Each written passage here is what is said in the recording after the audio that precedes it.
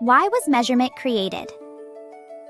In prehistoric times, the biggest concern of humankind was surviving each day. If they failed at hunting and gathering, they had to starve for days. When night came, they had to endure the cold and the threat of wild animals. Will we make it safely through tonight? Will we be able to find food tomorrow? Those questions likely followed them even into bed at night.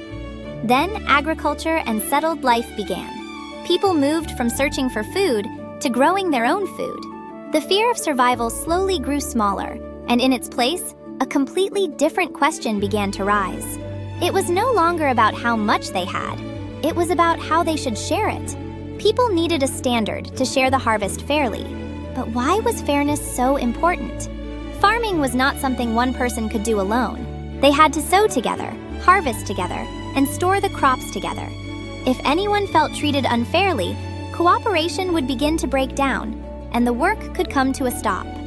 Fairness was not simply about being kind. It was a necessary condition for a community to keep going.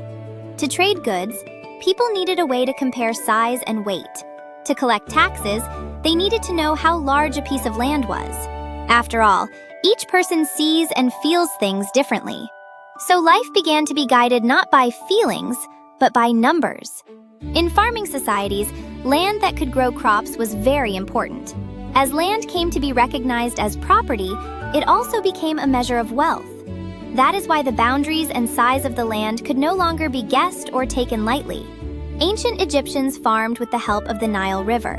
Each year, the flooding Nile made the nearby fields rich and fertile, but it also washed away and blurred the boundaries of the farmland. The Egyptians marked the edges of their fields with boundary stones, but whenever the Nile flooded, the rushing water swept those stones away. When the water went down, the farmers first searched for the missing stones and put them back in place. Only after that could they begin working their fields. If the boundaries were not set up again, they could not prepare the land, share the crops, or collect taxes. When the land was uncertain, everything calculated on top of it became uncertain as well. So people built levees and canals to control the floods. As they repaired damaged fields again and again after each flood, the need for land surveying and clear units of measurement grew stronger. Over time, this growing knowledge led to the skills that later made it possible to build pyramids and temples. Similar traces can be found in Mesopotamia. On a Babylonian clay tablet map believed to date to around 2100 BCE, the boundaries and sizes of land were recorded according to their owners. On another clay tablet found in the lower regions of the Euphrates and Tigris rivers, records show not only land ownership and boundaries, but also crops and livestock. These records show that people needed a standard they could preserve for trade and tax collection.